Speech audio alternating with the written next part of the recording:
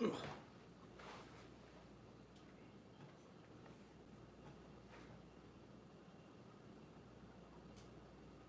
we're live. And Laura's here. Hi, Laura. And Bonnie. Hi, Bonnie. You guys were right here early, which is fine. And how are you doing, both of you, Laura, Bonnie? It's weird. What? I'm not getting it. You're waiting for Stephen Vine. Oh, wait a minute. Oh, wait, there. Check it over. Oh, Jeannie's here. Hi, Jeannie.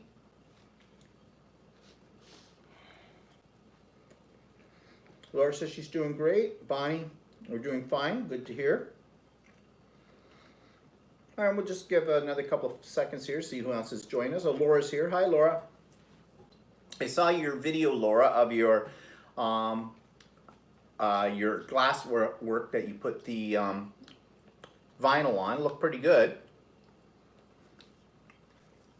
Sounded like you had a little problem with it, but yeah, working with vinyl is tricky. They make it always look so easy on the videos, especially the ones that the official Cricut site does. Oh, well, like sticking your vinyl on. Mm-hmm. Yeah. You got to use that contact paper thing for it, or release paper, whatever they call it. And I've had my struggles with that too. Teresa here. Hi, Teresa. She's cutting fabric for curtains. Mm. And, well, it looked pretty good from what I saw, Laura.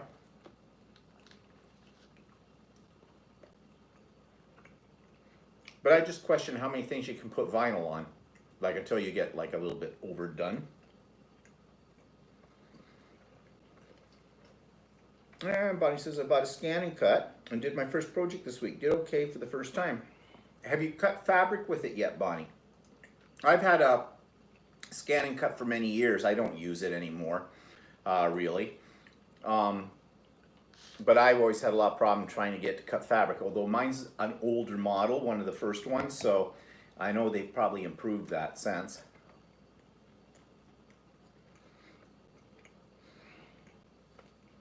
Okay, well, might as well get into things. People will join us as we get going here. So, update on my mother. She's fine.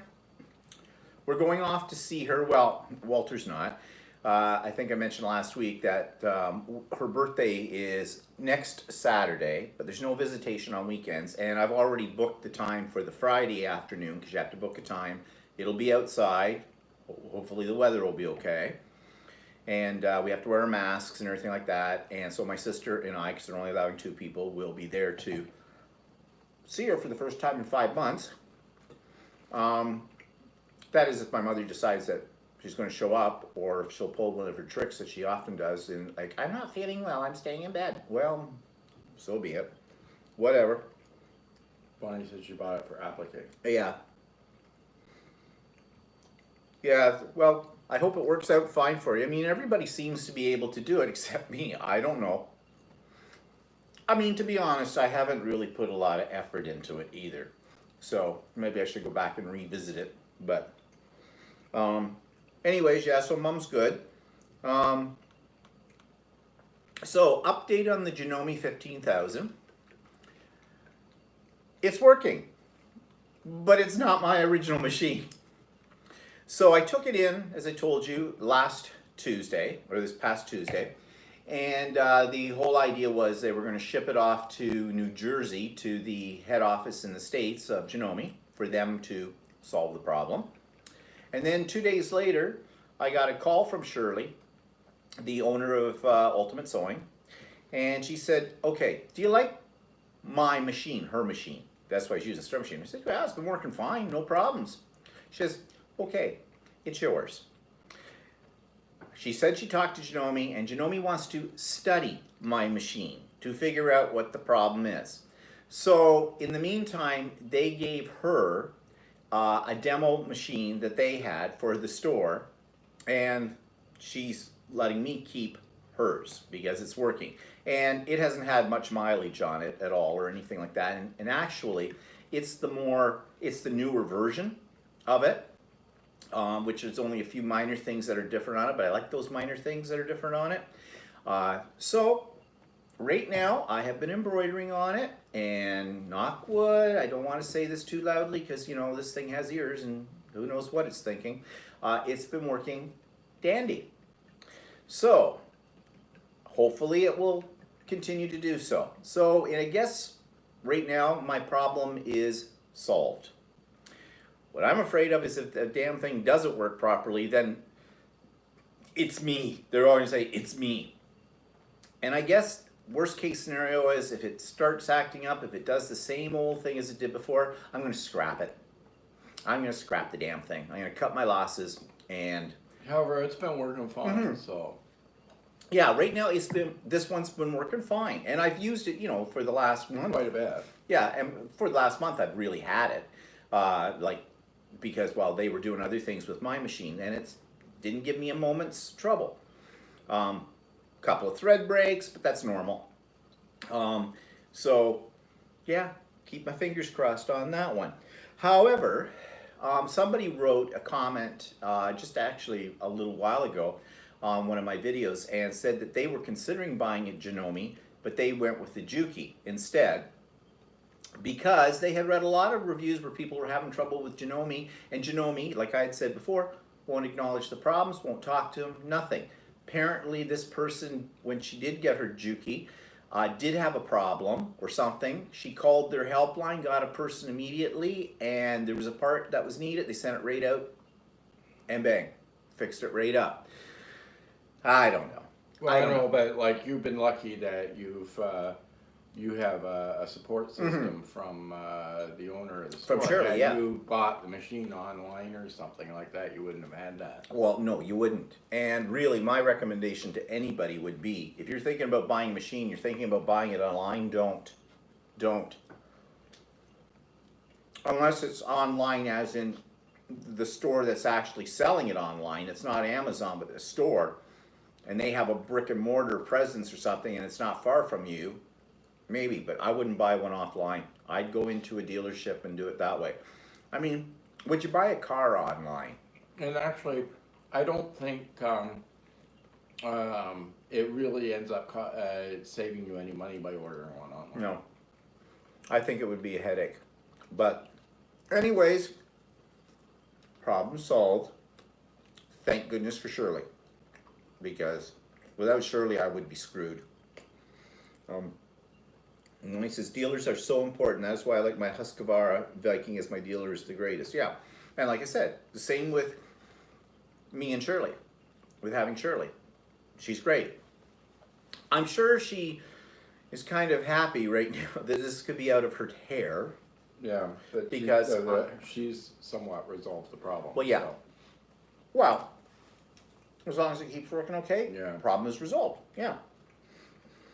Drew says, I got my Janome MC6700P, half price from a dealership that's been in business for over 90 years. That was my first machine, the 6700P, and that's the one that Walter uses now. And has it given you any problems? No, and he got a really good price on it when we bought it. So Yeah. it was brand new. It had just come out, and it was brand new. So, I mean, the list price is always a lot higher than what you can get it for in a dealership. Hi, Marilyn. Yes, Marilyn. My machine has been replaced. I was just telling everybody that now. I have the machine that was used in the store, only used occasionally to show what it was all about, and it was working fine. Janome is going to study mine, but for now, this is now my machine. This is my permanent machine. So yes, it's working, and it's working fine. So anyways, that's enough of that. Had an art journal class. No, that was last week and already talked about that. It's a leftover note about my art journal group. So can move on from that. So we did the craft and chat Zoom session, and I know there's a couple of people on here who were on for that day. And I have posted the recording. I had everybody's permission to do so of our session. And to be honest, I didn't know how it was going to work out, but I think it worked out pretty good.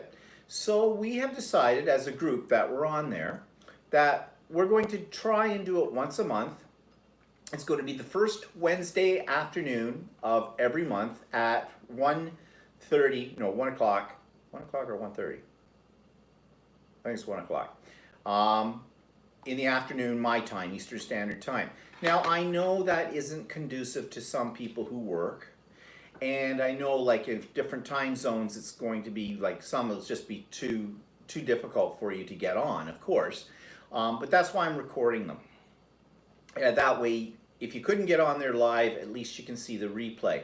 And another reason why I want to do a replay, we're sharing a lot of ideas and techniques and products and things on there. And I think this is valuable. Oops, I got the hiccups again. Valuable information for people. So whether you can join the live or not, at least you can go back, see what we talked about, and, you know, glean some information from that. So the next one is going to be September the 2nd, which is a Wednesday, at 1 o'clock in the afternoon, Eastern Standard Time. And this last one ran about an hour and a half, and I think that's what I'll keep them to. We'll just run it for an hour and a half. Now, I'm going to structure the next one a little bit more. I'm going to do an actual demonstration of a technique. I have no idea what that is yet. I kind of asked people if anybody wanted to do a demonstration of something they're working on. Everybody's a little shy right now, I think, about that. So I'm doing the first one. But my goal is that, and this is the same way as I run my art journaling class, other people will volunteer to show something, show us how to do something or a technique they've been experimenting with or whatever. But we're also going to do show and share, which means if you can have an opportunity to show us some of your latest projects or things that you're particularly pleased with. If you buy some new products you really like and you want to talk about those in this, it's all very informal, but all of that kind of stuff is a sharing of information.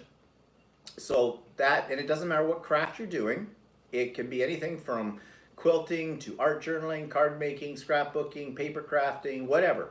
Whatever floats your boat. Getting new ideas from other people are great, like especially if you went to like a sewing. When I went to stained glass classes, it was interesting to see what other people were doing, because then you got ideas for other projects. And the same with the sewing classes and everything else. You get ideas from other people. And it's not just your thing, but somebody might be doing some sort of craft that you never even thought you'd like to do. But then you might see what they're doing and think, oh, I wouldn't mind trying that. Yeah. So it's a good source of information and inspiration. And oh, Andy's here. Hi, Andy. And hi, Dana. And I think as time goes by, if we maintain this as a regular thing, I think people will get more comfortable because they get to know each other. That's how it works with, like Dana and I belong to the Quilter's Way. You've heard me talk about it before. And when we did our first lives on that with Kim, who's the host of that, everybody was a little bit, it's like meeting people for the first time. But we soon got over that, and now, we see each other on a regular basis through Zoom, and it's a friendship as well. And people are not afraid to talk about something they might be struggling with. You won't feel stupid. And it's the same with this. It's the atmosphere I want to create. Like, okay, everybody's heard of one technique, you think, so you don't want to bring it up because you don't want to seem like you're somebody, that you're some dummy out there. Well, no. Everybody, there's so many different techniques and different products out there. You couldn't possibly know them all. Mm-hmm. I always learned something from them that I didn't know.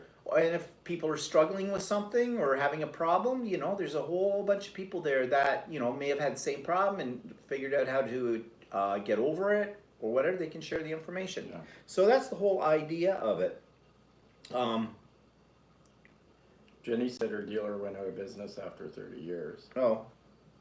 Well, that happens if they retire. Yeah, I know too. they retire. Actually, we had about 3 sewing stores in the area here go out of business for one reason or another. Yeah. Whereas one lady ended up, one owner ended up having cancer and she had to close her doors because of that. And another, I guess a couple other ones just closed because either they weren't getting enough business or something. I don't know, for other reasons. Well, I think one of the reasons 2 of them closed down, not the lady who had the cancer, that one's a totally different ballgame there. But I went into the other 2, And Yeah. mind you, I didn't have a lot of experience with them, but I didn't get a warm, fuzzy feeling when I went in. Whereas the very first day that I walked into Ultimate Sewing, Yeah. they couldn't have Like- been nicer and couldn't have been more helpful. So Yeah, like the other ones, it was really strange. They had like a really one place in the that closed down really didn't have a whole lot of fabric, and their fabrics were kind of on the pricey side. yeah, And there's another lady that had a store, and same thing. She didn't have a huge selection of fabric, and she also had a few rules that I think turned people off. yeah. So Like my first quilt, I bought a kit from this store he's mentioning, and it was with K Facet Fabrics, who I didn't know who that was at the time, and they're very bright and bold and colorful, and it attracted my eye. And she had a sample quilt, and it was a sampler quilt. It was meant for beginners, kind of a thing. And I saw a kit, so I said to her, if I don't, and she was running a class with it, and I said, well, if I don't take the class, is at that point in time I was not comfortable with taking a class, with the booklet that's in the kit, could I do this myself? Because I said, I'm a rank beginner, I have never made a quilt. And she said, yeah, you probably could. So I bought the kit, and I was able to do it, and that's really the thing that turned me on to quilting. However, if you take one of her classes, she used to have a comment or something. It said that you had to buy all your fabric for that class from her. You could not bring any fabric that you had not bought from her. Well, that was a tone thing, and that turned me right off immediately. Like, okay, I get it. You're trying to drum up business for yourself, but that's not the way to do it. Most people would probably, when they're in the store, buy fabric from you when they're there, because there it is. So the lady that we go to, she says, yes, I would really like you to buy fabric Mm-hmm. from me, but if you happen to have some fabric laying around in your house that you want to use for a project, but bring it in, right? Use what you've got. Yeah. So, that's a whole tone. In the other store, their prices were high, their selection sucked, and they were also a little bit arrogant. And they were also a little bit arrogant because we were men. Whereas didn't get that attitude from Ultimate Sewing at all, right from day one. So I stuck with them. Yeah. And I'm really glad I did, because the other two are out of business. Yeah. And what are people saying here? Laura said she'd like a little one for paperwork. I wonder if that she means she'd like a sewing machine, I think. Yeah. You can get a cheap one that would work fine for paperwork. Like that first brother one I had, I bought at Costco for $189. Well, it was a piece of crap, but well, no, it would have worked for crafting. In fact, that's why I bought it. That's what I was going to use it for. Billy said she loved the Zoom. Sorry, she was late the very first time. Oh, okay. Well, that's okay. It's kind of a drop-in thing anyways. Not everybody can get there at the same time. It's not a biggie. I'm just looking here. The name of that pressing solution, I have some of it, and that's the right name for it, Jeannie. Acorn Easy Press. It is fantastic.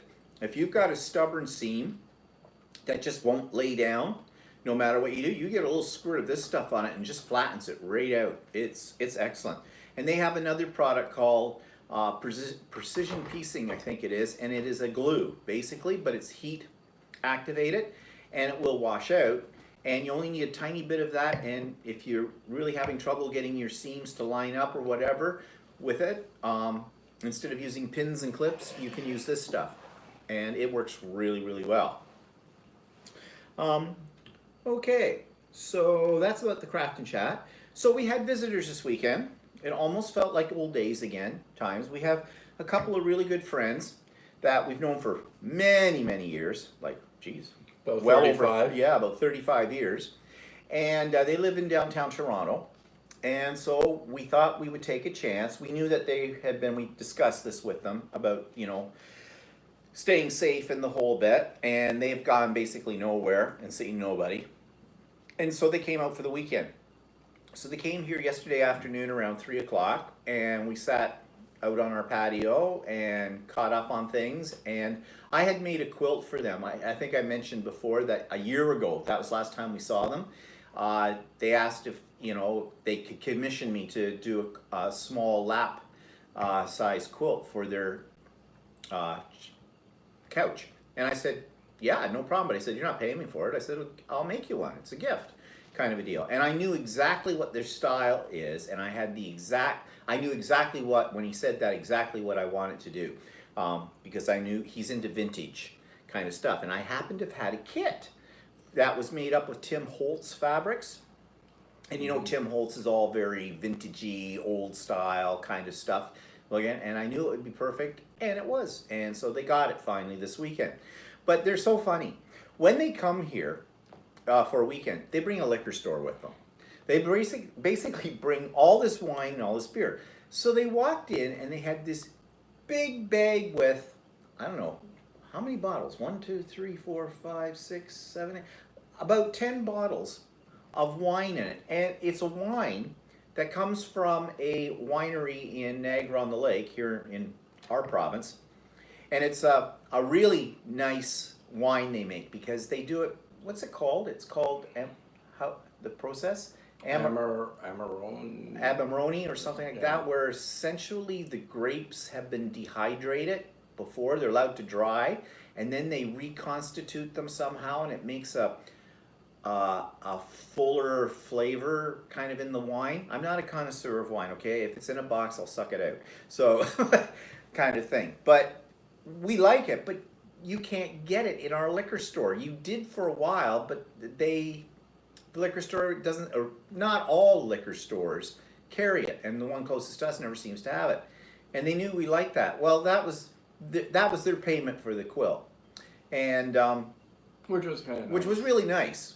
In fact, ironically, we went to the liquor store the day before to stock up on wine for the weekend and everything when they were coming.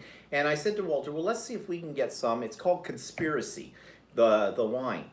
And so we went to the liquor store. Nah, you couldn't get it at all. So we had to get something else. And so I said to them, kind of ironic, this is what we were trying to get, and you bring us a bag of it. So yeah, that was nice. And we had a really nice dinner with Walter did steak, and one of our friends, he likes his steak very well done. Well, you know that we have a sous vide, and so that's easy. Walter just kept his piece of meat separate, started it a little bit sooner in the sous vide, and it comes out exactly the way you want it. So. And I made it so it was just at the edge of turning well done, so that it was still relatively juicy inside. Yeah. So. Yeah, the sous vide, if you've never tried one or whatever, they're worth the money. They're not cheap, but they're not that expensive, depending what I paid. Well, the one I bought was cheap when it was $89. So. Yeah. I mean, you can get them for more money than that, but it does a great job. But they run about. The one that I had actually got it on sale. They run slightly over $100 Canadian. That is probably less than US, but an average one's between $100 and $150. So we started with a Caesar salad, which we made. It was partially romaine from the grocery store and partially mixed up with the lettuce that we're growing on our patio right now.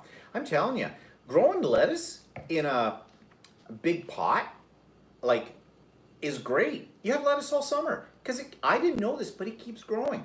You cut it off and it regenerates. It keeps sprouting. Unless it goes to seed. If it goes to seed, you're screwed because it won't regenerate. It won't regenerate. But if you keep cutting the leaves off before they do that, then they regenerate. So we've had and Walter planted a variety of seeds because we didn't know what was going to come up. So we've had quite a good crop of lettuce. Actually, it's kind of nice to have because you buy lettuce in a grocery store and it it's goes all bad right on you before you can get to use it.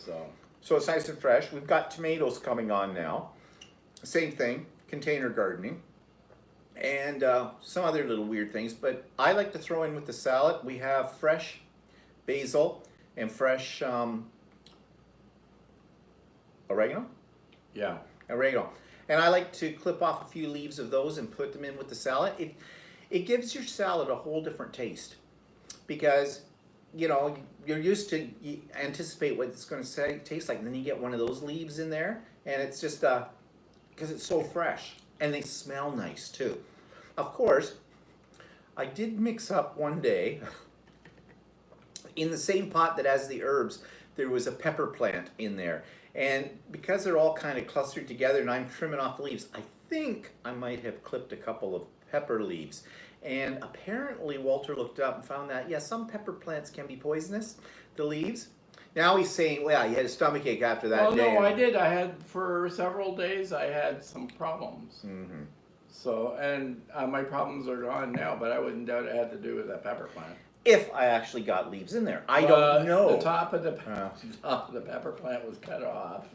So I'm kind of assuming. Actually, I'm trying to get rid of them. So, well, we've known that for one years. weed at a time, yeah, whatever. Had some tomato bugs though. They're ugly things. Actually, no, they weren't. I looked them up today. They're not tomato bugs? They're parsley worms. Those are parsley. I didn't know there was such a thing as. Yes, they well, are. that explains They why look they were like hanging on. caterpillars. But That's why they were hanging on to the parsley. The parsley. But- And they're actually become a.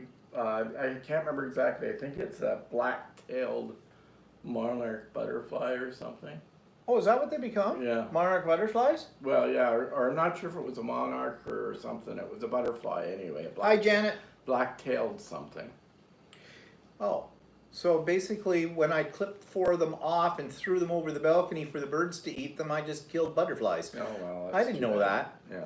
Well, they're still ugly looking things, but they Yeah. look to me just like Actually, they green tomato recommended worms. well, you can use poison to get rid of them, but we didn't want to. What But about poison? I looked at how to control them, and basically they said cut them off and. Oh yeah, and throw them to the birds? Yeah. Okay, well, Um, whatever.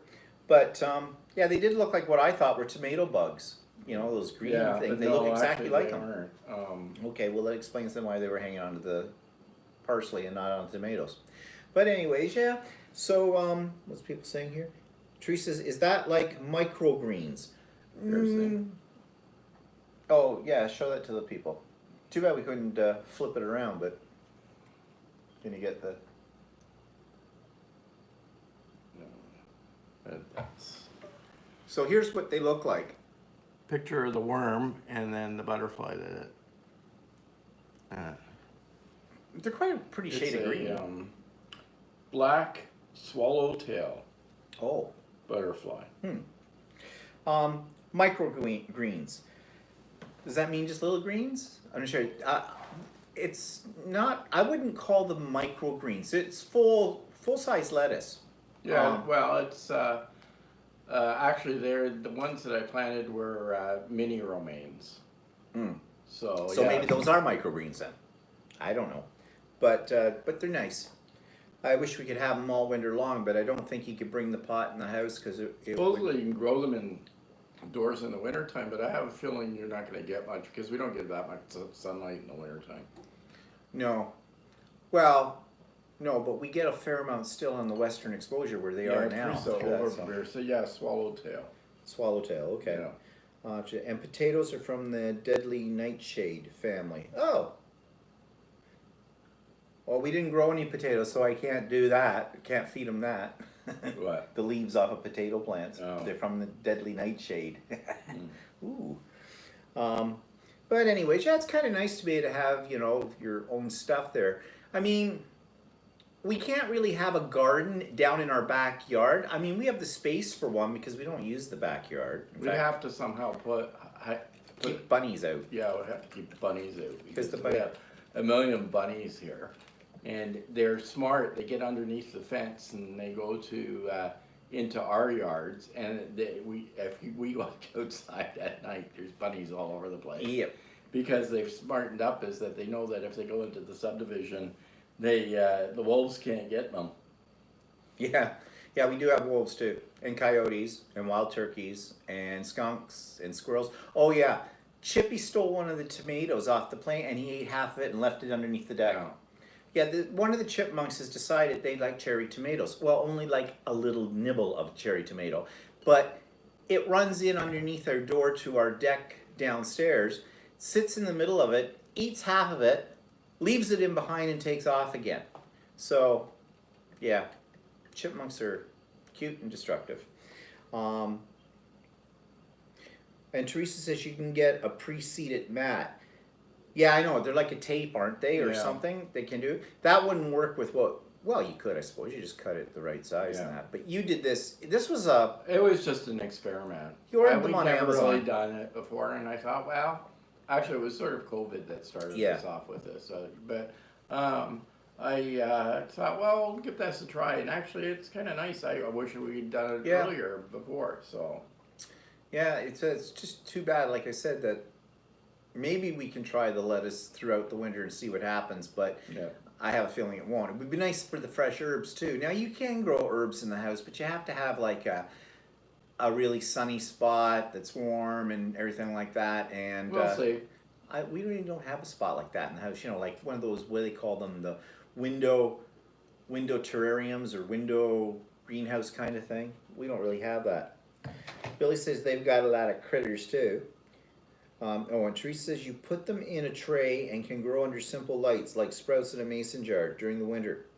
I used to have grow lights. When I was in university, I had my stereo stand. I built a superstructure all around it and had grow lights, the fluorescent bulbs. And I used to grow. I didn't grow herbs and stuff though. I grew African violets and philodendrons and stuff like that. And then when I moved back home, one summer, like during the summer, I decided to put in a little herbs in a pot, but they never did much. Of course, it might be that I have a tendency not to water things. So I'm kind of like my mother. I kill Yeah, who things. knows? We'll try something for the winter and see how it works. Yeah, nothing ventured, nothing gained. So, anyways, yeah, so it was nice to see Bill and Mark, and they left around noon. Today we had brekkie here. Usually when they come to our place or we go to their place, on the Sunday morning we usually take them out someplace for brunch or for brekkie. But can't do that right now, can we? So we hosted brunch. So Walter had to cook it, yeah. It was good. Actually, we had simple scrambled eggs and some female bacon. Which Americans usually call Canadian bacon, Mhm. but Yeah, but it's called female. And what else did we have? Oh, toast, of course, coffee, juice, and potatoes. Active fried potatoes with it. So it was nice. Okay, so let's go to what we're watching. I just finished the first season of American Gods. Weirdest show I have ever watched in my life. I'm looking forward to season 2. It's on there right now. It's on not Netflix, Prime. It's on Prime. I've started watching it myself on my own type thing. I I've can't- only got into about the first 3 episodes. I can't even describe what it's about. It is strange. Yeah, I can't even explain it. It's just, you have to see it to understand it. We saw a movie that turned out to be not too bad, a movie called Upgrade. I think that was on Netflix, wasn't it? Yeah. And basically, it's sort of a science fiction thing. A guy becomes a quadriplegic from an accident, and well, not from an accident. He and his wife are out one night, and they get attacked by thugs, and they kill his wife and beat him so severely that he becomes a quadriplegic. And then this mad scientist kind of guy has this little computer chip that he inserts in the guy's neck, and it allows him to walk and move his arms, but it takes over his body. It's artificial intelligence. It actually wasn't half bad in a way. I mean, won't win any awards, but it wasn't too bad. Yeah, we watched The Umbrella Academy as well. Yeah, we just finished the second season of that too. That's a strange show as well, but I don't know if I liked the second season as much well as the first. one. Yeah, I know. They were trying to create sort of backstories for them all, Yeah. and It was so okay. are they going to have a third season? Did you say you? Yeah, but apparently it's delayed because of COVID or whatever. So it might not be till 2025 when we see that. Sense8. Yeah, we started to watch We Sense8. started watching it, but then we didn't get into And then it. I didn't get into it. Should give it another try. It usually takes about 3 episodes to get into something, or to make it, I find for me, to make the determination as to whether or not I'm going to pursue it any further than that. But should watch that. Actually, what I want to do is I want to watch Frontier. Frontier has been on for like it's got about 6 seasons or something, and I started to watch the first season of it way back, and I like those kind of shows because it's historical and that kind of thing. But then I got waylaid by something else and never went back to it, so I should go back to it. Bonnie's watching shit's great. Yeah, that's another one. I watched the first 3 or 4 episodes of it in the very first season, way back when it first came out, and I thought, this is kind of stupid. But apparently, it's extremely popular. So Around the world. yeah, it's a Canadian show. Because Eugene Levy and Catherine O'Hara are both Canadians. Oh, Catherine O'Hara Canadian? Mm-hmm. Yeah, she is. Yeah, the original Second City, and of course, and their son. yeah, Eugene Levy's son. I forget what his first name is. Yeah, that is in it too, and there's a bunch of other ones.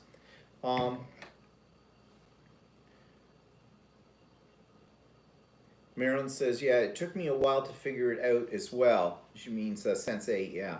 Laura says, on Netflix, the third and last season of The Rain. It's Swedish, but dubbed very well. Yeah, I watched it. He's never watched Oh, it. yeah. I like it, but it's a little different. And Bonnie says, yes, I'm being patriotic these days. Yeah. I finished Anne with an E. I really liked that show. And I haven't watched it yet. You know, well, I really liked it. And I thought the third season of it, it's only been 3 seasons, and I think that's all there's going to be of it. Well, I know that's all there's going to be of it. I thought the third season was the best of all the seasons. But I just finished reading a book that's called Miranda, and I think I brought it, or, yeah, Miranda. No, her name's not Miranda. It's, what's the old lady that adopted Anne? What's her name? Morella. That's it. And this is a book that just came out a year ago or something, and I read it, and it was very good. It was very much in keeping in the style of Lucy Maud Montgomery's The Anne of Green Gables series. So I really liked it. Now I'm reading a book. It sounded kind of intriguing, but it's called The Gown, and it's about Queen Elizabeth's wedding day. It's about the women who embroidered her gown. Now it's fiction. It's based on like just the idea from history. But the characters and everything and what happens to them is fictional. But there's 3 ladies, 2 of them are in the 1940s, and then it cuts up to the third character, who I think might be the granddaughter, who knew very little about her grandmother, who had worked on the gown, but she's in Toronto in our time period. So right now they're just establishing characters as far as I've got. I haven't gotten that far into it yet, but that kind of stuff, I always like those kind of books. So, yeah, Morella. So, yeah, I'll see how that one works out. So, what's cooking? Walter made an apple pie for dinner last night. And, you know, pie is my favorite food group. And, I've made one for a no, while. and you decided this time to use Granny Smith apples. Yeah, I usually, actually, a lot of times I use Macintosh, and I know you're not supposed to use Macintosh, but I always did, because the complaint is that Macintosh can be a little bit mushy. But they always were okay. Yeah. But I thought, well, supposedly the standard is Granny Smith, and I'd never made one from Granny Smith, so I did it. But actually, I was a little disappointed in the Granny Smith ones. I thought it tasted great. It tastes okay, But they did cook I down. thought they were almost as mushy as the Macintosh. Yeah, And then they cooked down. And but actually, maybe next time I was looking for Honeycrisp. Bonnie says Cortland apples in New Brunswick are traditional for apple pie. Oh, okay. Well, I didn't see any Cortland at. There were Cortland's one of the ones they suggested, and then when I looked it up online, and there weren't any in the grocery store, and the other one was Honeycrisp. They suggest. Oh yeah? But I haven't. I think my brother-in-law uses Honeycrisp. Honeycrisp are expensive.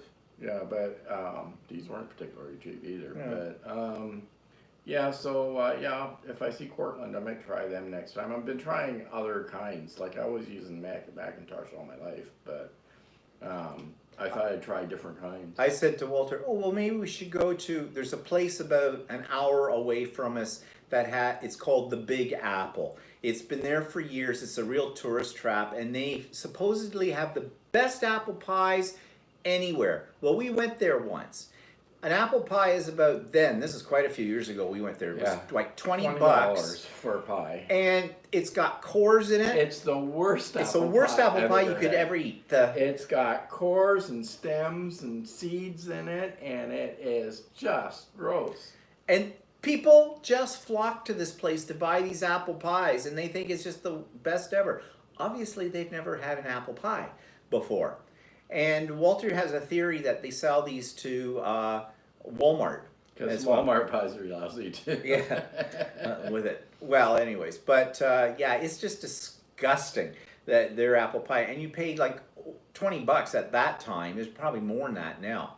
So I don't know.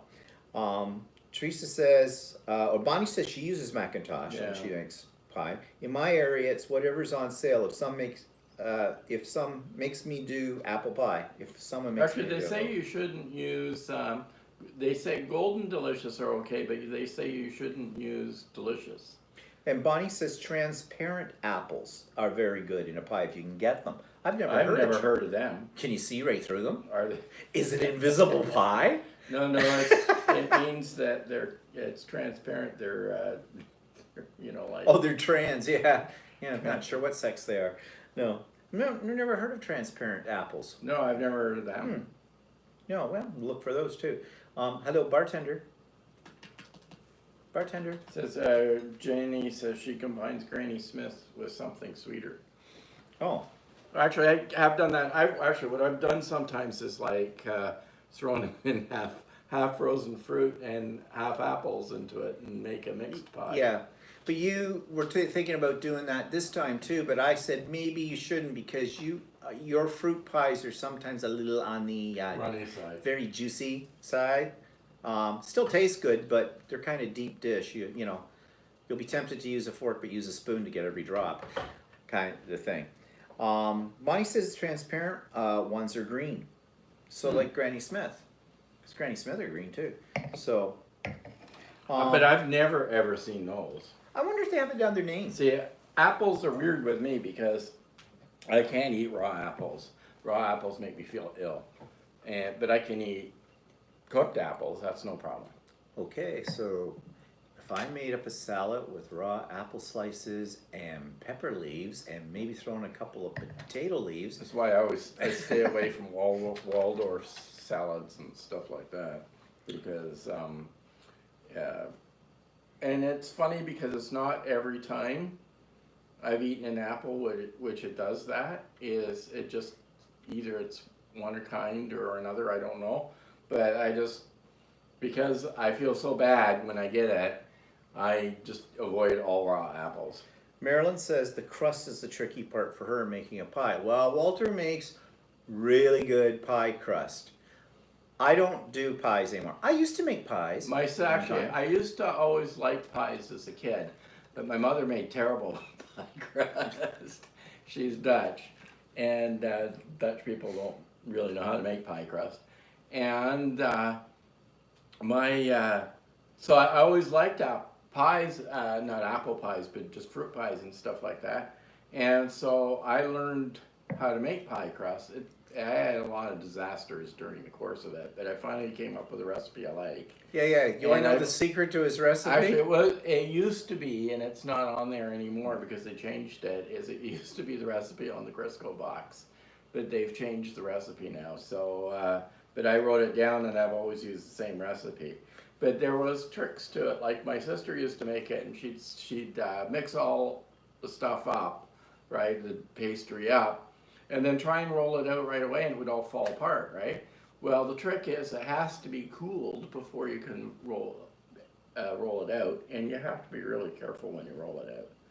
So, so that otherwise, if you just try and pick it up, it'll all fall apart.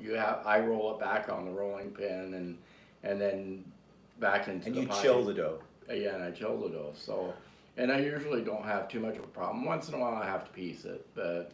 Well, My mother always told me when I was learning how to make pie crust, she said, okay, my grandmother her mother used to make great pies.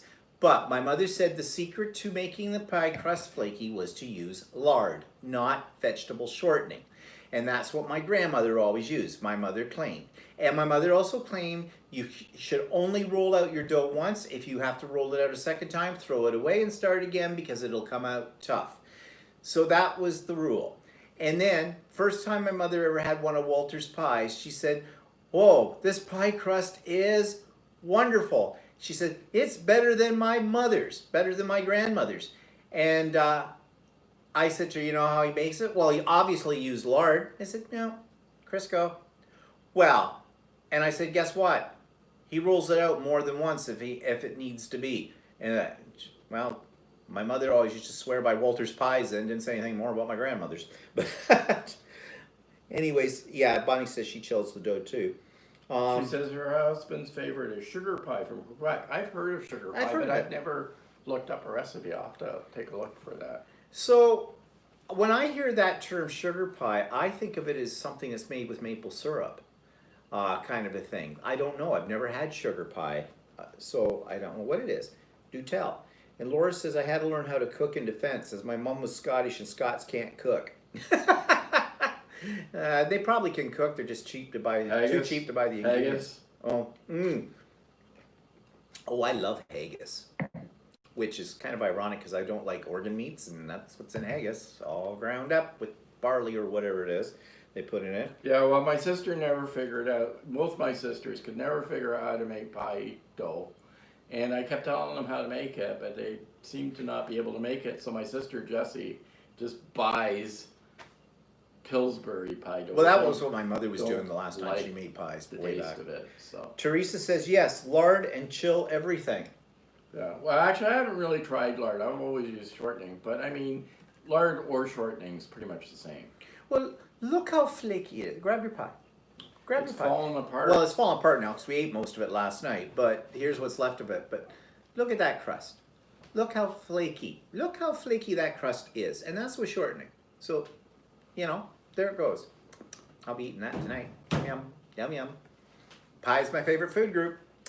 But anyways, yeah. Did we cook anything else this week? And when I say we, I mean you. Like, didn't I make the beef and mushroom pie this week? Oh yeah, yeah. Oh, and I did make something too. I made chicken stroganoff in the crock pot, which actually I thought turned out quite tasty. This is where you say, yes, it was very good. I love it. Yes, it was very good. Asshole. I said, don't we have any of that chicken stuff left over? Chicken stuff. It was chicken stroganoff. Chicken stuff. Laura says, my grandpa made his own haggis, and God almighty, did it stink while it was boiling. Yeah, well, when you find out what's in haggis, if you don't know what's in haggis, you don't want to eat it. It reminded me of a dish that Mother used to make. It was Dutch. It had a different texture, but similar flavor. Bonnie says that a sugar pie is made with brown sugar and maple syrup and cream and other ingredients. Boy, I bet you that's sweet. Yeah, it sounds really sweet, but... A diabetic's nightmare. Yeah. Why? Now, pie I have not had in a long time, and I always love is chocolate cream pie. Yeah, I never really big on that. Pudding, basically, you know. Yeah, I know.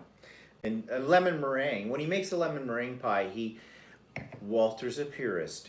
He does not use a mix. He makes his own filling from fresh lemons. It's such a snot about it. Bonnie says, I would not try it in Scotland, or would I try blood pudding? Oh, blood pudding, no. Oh, just the name of it, no.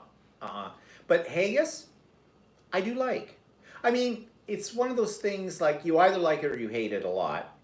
And I could not eat tons of it because it's rich and reeking, which comes from yeah, you can eat a whole lot of it. Burns's poetry, The Address to the Haggis, on the whole bit. But we went to Scotland once many, many, many years ago on one of our very first trips of the United Kingdom, and they took us to a Scottish ceilidh, they called it, and there were dancers and everything like this, and they served us this big plate of haggis. Well, everybody that was sitting at my table, most of them were Americans, they They did not like it. They turned their nose up to it. I think I ate everybody's on it. I really liked it, which is kind of weird because I don't like things like liver and any of that kind of stuff. So, and that's what's in it. So, anyways, yeah, yuck.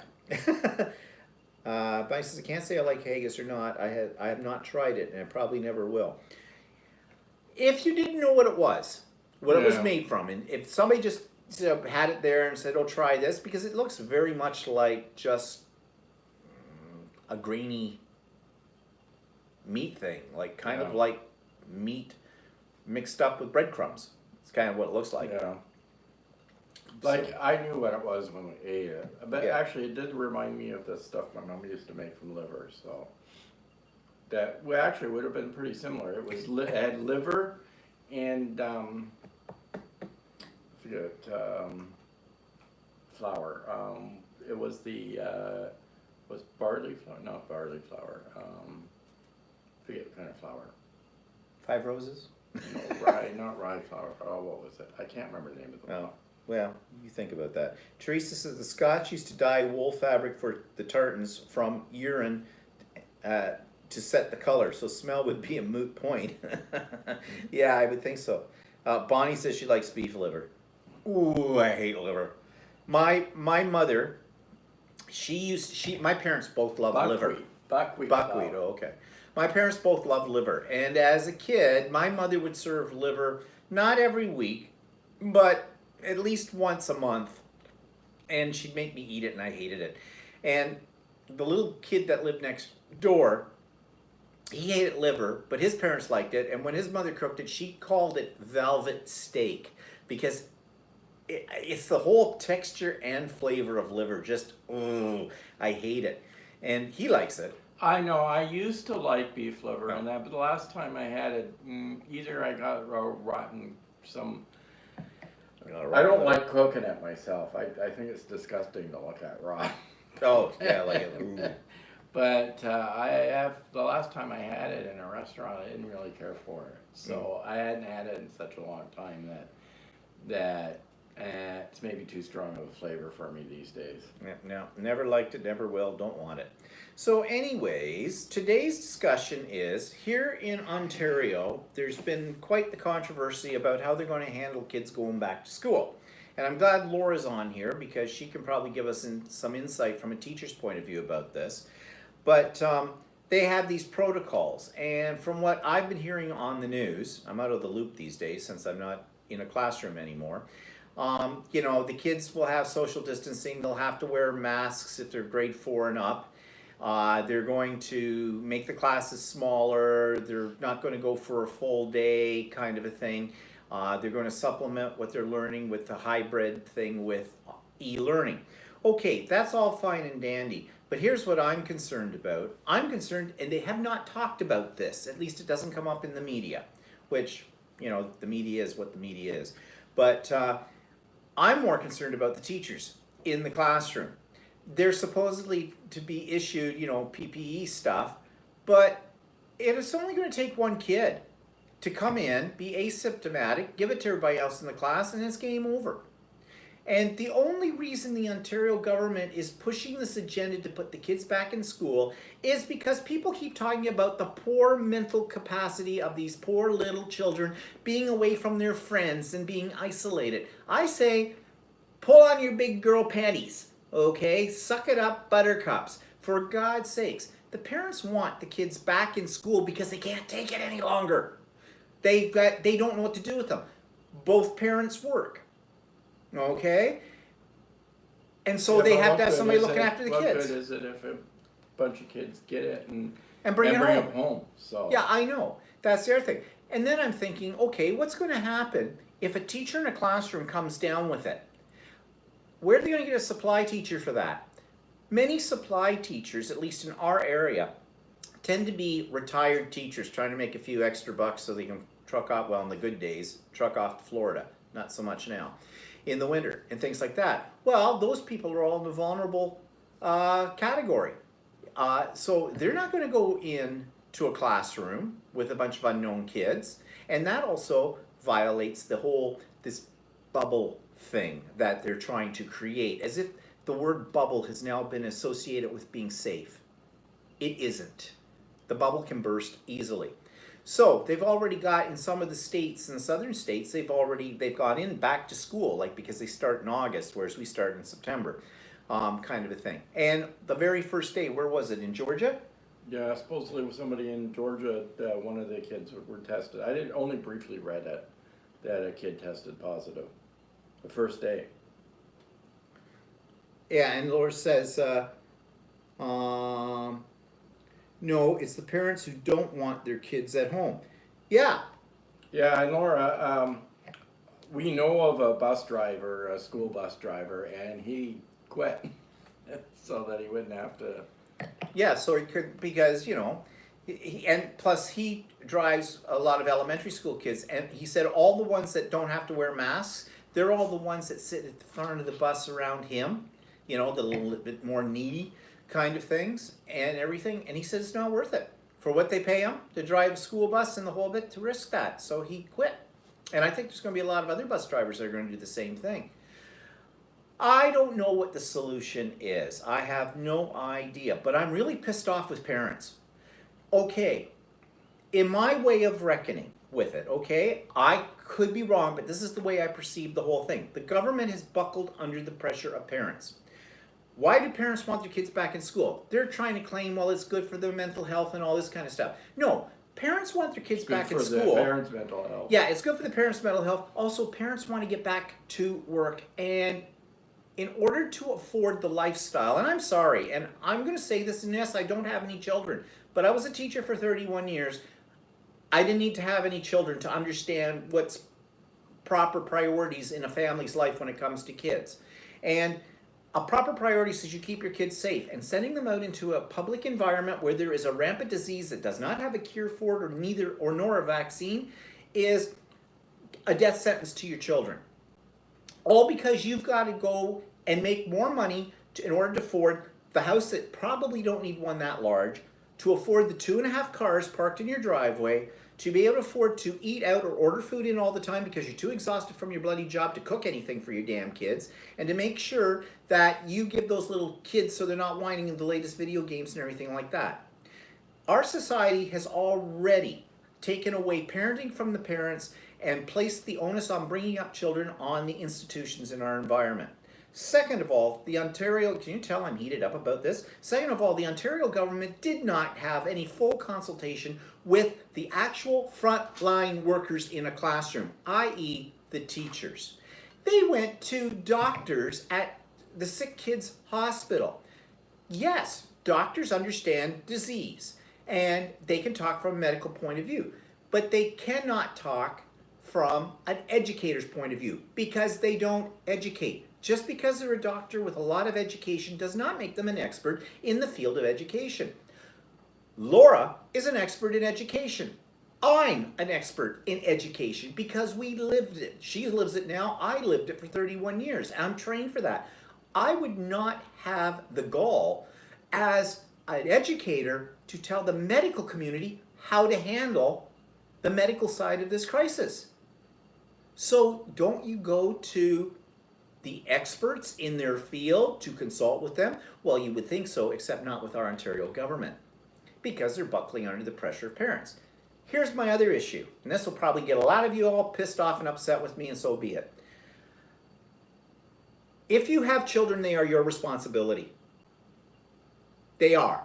They're nobody else's responsibility but yours.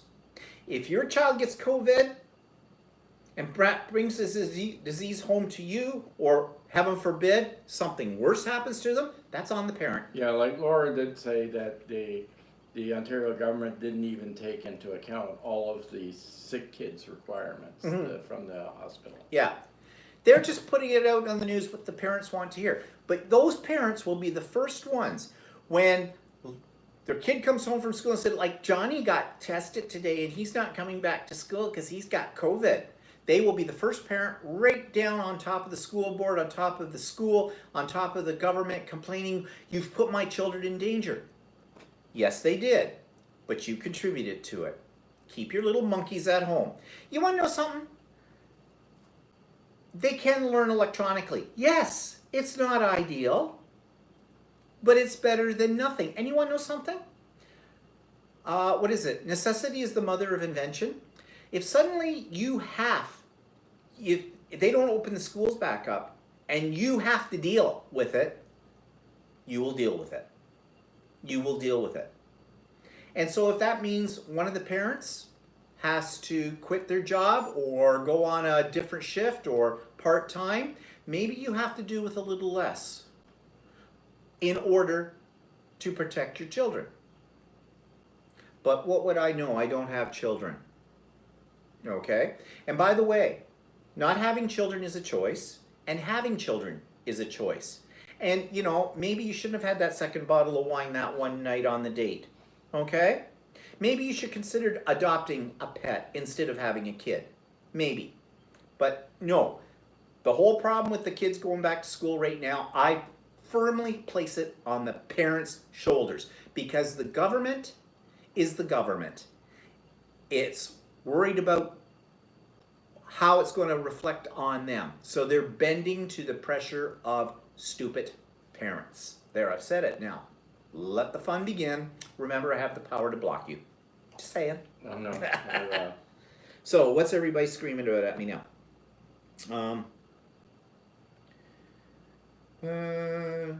Okay, the answer is sick kids. Hello, Anne says, my daughter won't buckle down under pressure from the local school to send her son to school. She's not having any of it. That's what I think is the right thing to do. That's showing parenting and taking responsibility for your child. Politicians, Bonnie says, feel they are all round experts and know everything about everything. Yeah, but we know they don't.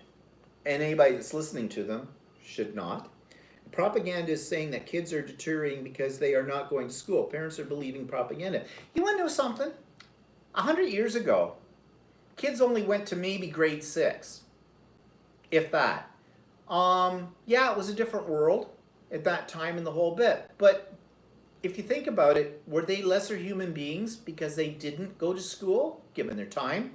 I mean, I know it might be comparing apples to oranges because, you know, our world is very different than it was 100 years ago. But nevertheless, and parents, and why can't parents take on the responsibility of homeschooling? You know? Because they're too tired from working all day. Well, don't work all day. Simple. Actually, the other thing I said, they say the kids, is it grade 4 and up are supposed to wear a mask? Yeah. All day? I can't see that happening. Oh no, the kids will be kids. And actually, Teresa makes a good point here. But a good thing, acknowledging kids don't always follow guidelines. Maybe the only good thing, what if the kid is abused at home? That's why we have Children's Aid. Mm-hmm. Okay. Well, the kid will be abused at home regardless of whether he's going to school or not. Right? I mean, I know that they're saying that domestic violence and that kind of stuff is up during COVID because, you know, people having to be stuck together. Well, that also, though, you can blame part of that on the COVID, but that's a whole problem stemming from somebody's psychology and everything like that. Like, that problem was there before COVID, during COVID, and after COVID, too. So,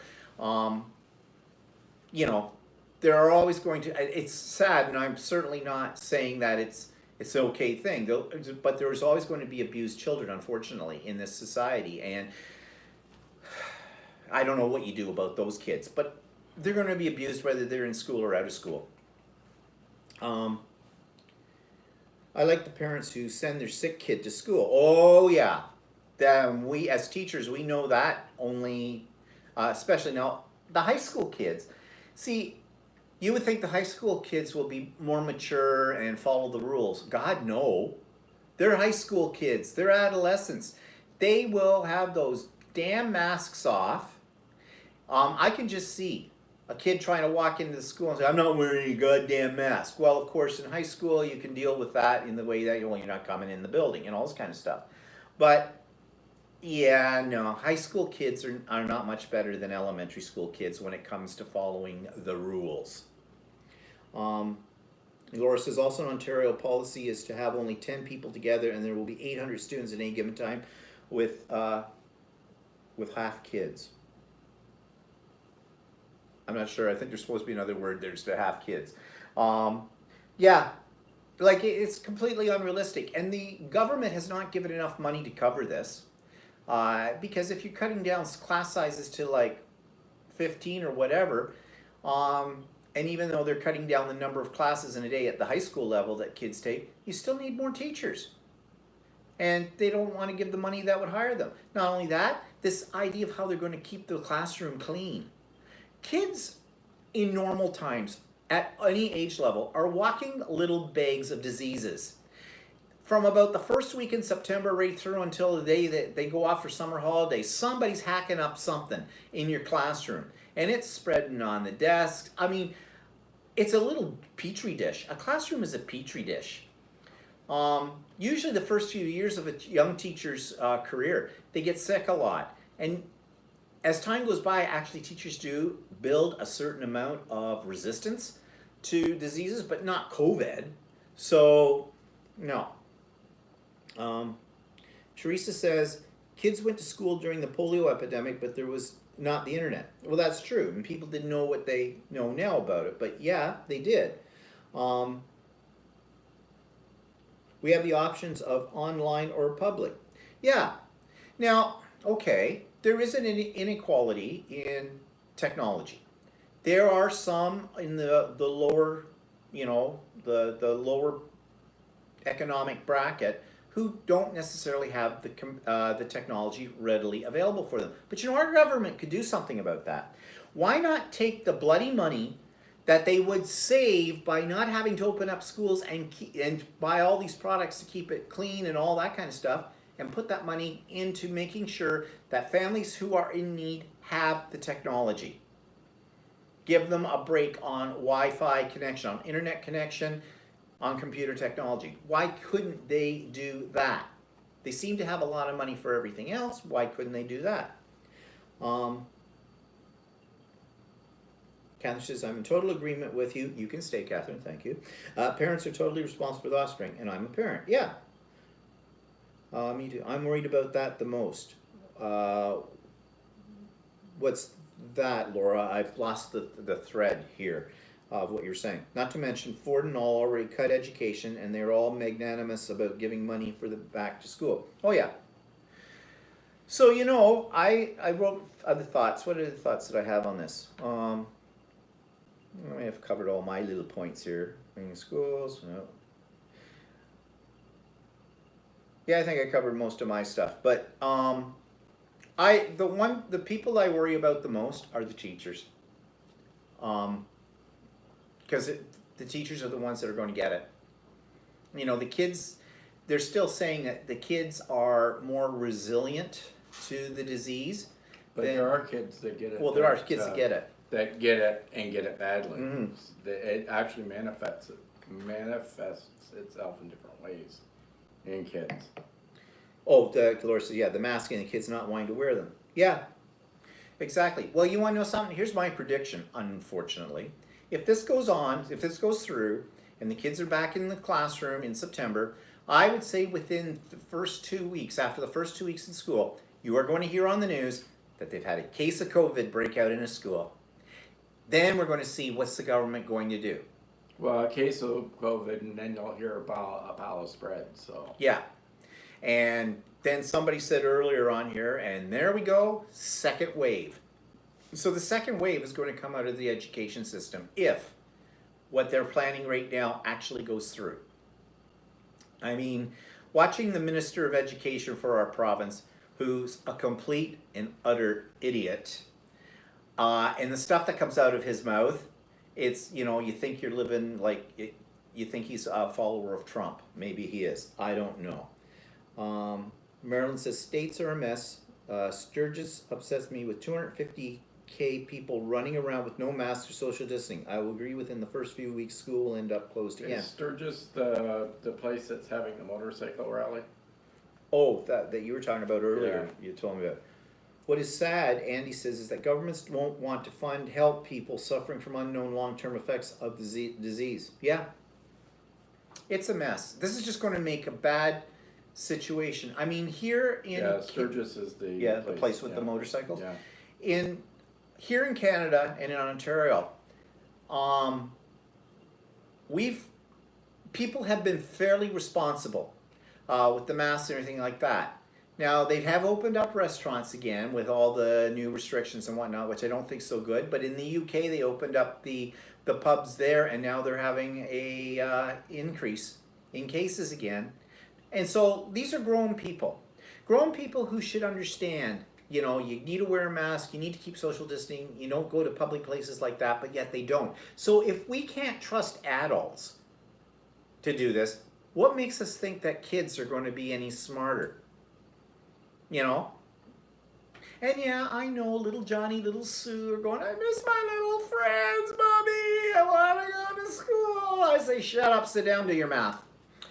You know, really. Like, beat them into submission. Yeah, that's the place with the motorcycle rally, Marilyn says. So, you know, I think we're dealing with something that's going to really set us back. I think they'll have a hard time with the busing. I think a lot of bus drivers are going to quit with it. And again, the same thing is going to happen. What I'm a little disappointed in, Laura, maybe you can speak to this issue for me because I'm out of the loop. I have not seen the teachers' unions in this province reacting very strongly to this. Now, I would think that probably they're planning their strategy, but I think the unions need to get off the pot and get in there because that's part of the union's job is to protect teachers. And I'm a little disappointed. I'm not seeing Harvey Bischoff, the president of the OSSTF, on TV stating what's going on. I did see one union leader, the guy who's the leader for the elementary school teachers.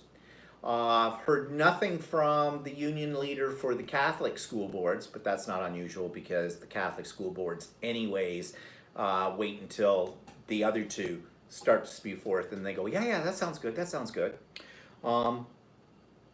Laura says she's hoping that she can teach online. ETFO is because they haven't allowed smaller classes.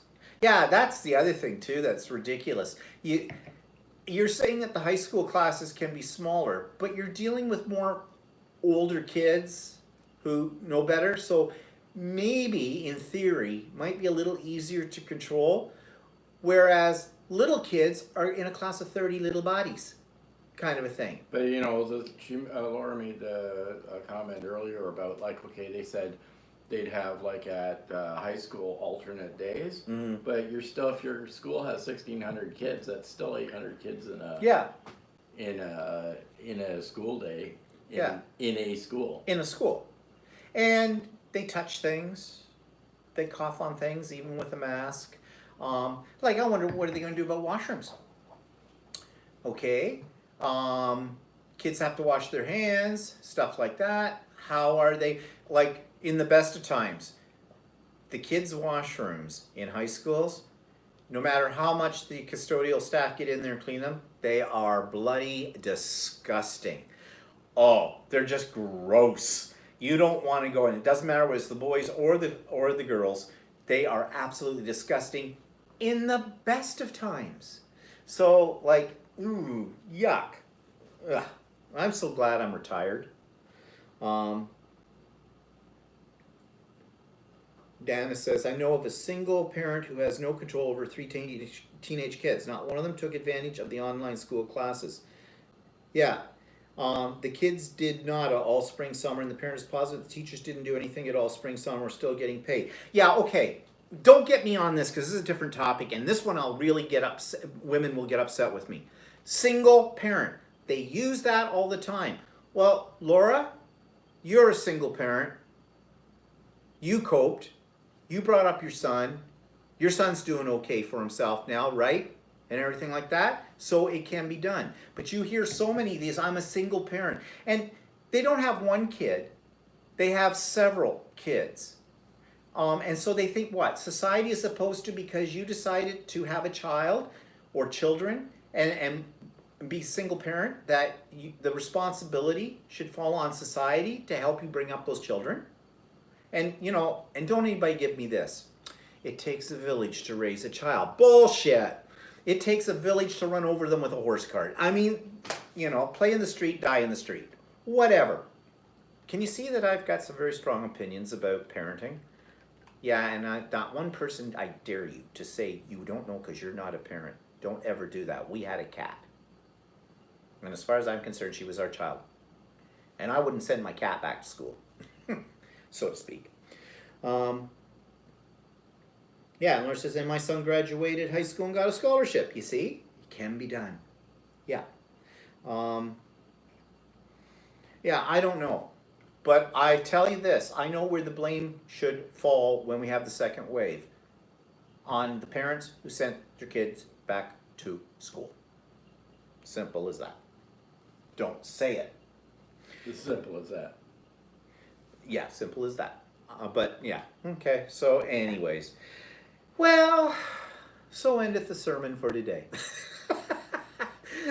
People, but yeah, what else to talk about? Oh yeah, what's coming up? We'll move off the COVID now because I'm just getting all upset and riled up about the whole thing. So my mother's, as I mentioned, we'll be seeing my mother on Friday. It's her birthday coming up, and yeah, she'll be 80. Boy, that can make you feel old, you know, when your mother's 80.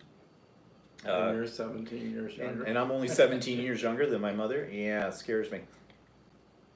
But I don't know. We'll see. I hope we can make it at least for the 30 minutes we have to see her. Can make it like at least a little special for her. But our hands are kind of tied because we can't even hand her a gift. They take it and wait 48 hours before they give it to her. So it's sort of quarantined.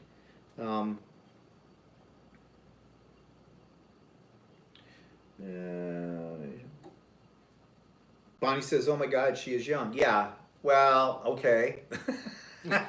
This is where I suspect there may have been not even a second bottle of wine. She was 16 and my dad was 18. And my mother was 1 month off her 17th birthday when I was born, and my father was 1 month off from his 19th birthday when I was born. So yeah, I had really young parents. And growing up, people used to always say, my mother used to take great pride in it, because in those days, my mother, you know, as I said last week, was always concerned about her personal appearance and her hair and everything. And when somebody would say to her, oh, you have another, like when I was in university, for example, they would see my brother and my sister, and we're all 4 years apart. My brother's 4 years younger than me, and my sister's 8 years younger than me. And then my mother says, oh yeah, and our oldest is at university. And they'd look at my mother, and my mother would beam and go, you have one that's older? What the real answer to that was, yeah, it was in the back of a Chevy. Surprise!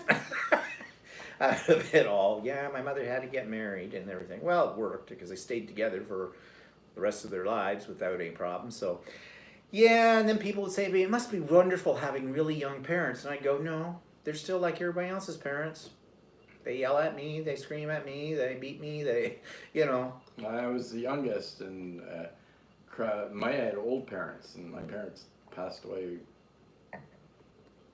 early, so. Yeah, well, you're early. Well, your mom was, how old was your mom? My mom was, she was almost 88, I think, when she passed away. And your dad had cancer. My dad had cancer, and I was 35 when he passed away. He was 70, almost 74, I think. Okay, Laura, enjoy dinner. We'll talk to you later. At least she says, Bonnie says, at least it wasn't a Ford. Yeah. Yeah, that's true. And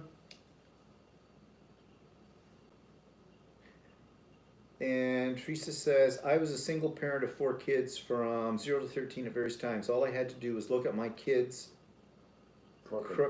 crooked, and they knew that better to do right. The youngest is resident U.S. Air Force. Yeah, I know. My mother had this evil look. You knew that you were going to die. My mom always said, your kid's the best kid, was a disciplined kid. Yeah, well, if I knew if I did anything that I wasn't supposed to do, I'd regret it. Oh, yeah.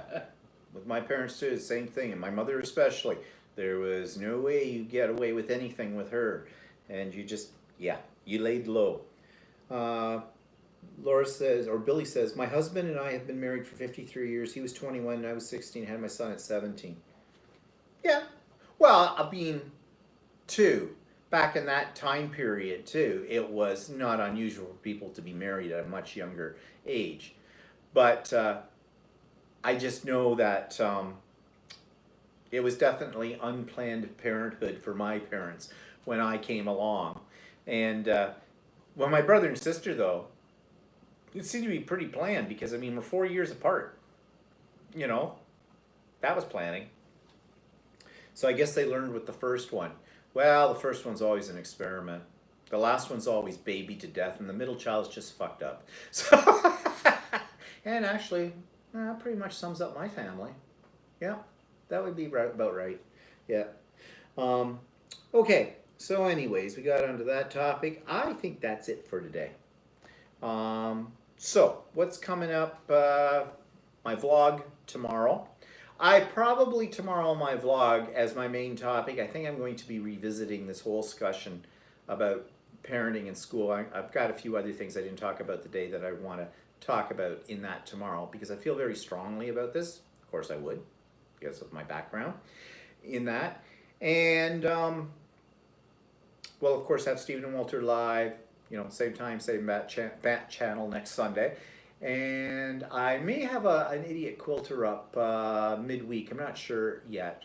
I may be doing one of those. Keep your fingers crossed that my sewing machine is still is going to work okay, and that'll be a happy little camper. Because I'm sure if it doesn't, the world will know. And okay, so everybody, have a great week, and we'll talk to you later. Say goodbye, Walter. Bye-bye. Bye, Walter. Goodbye, Walter.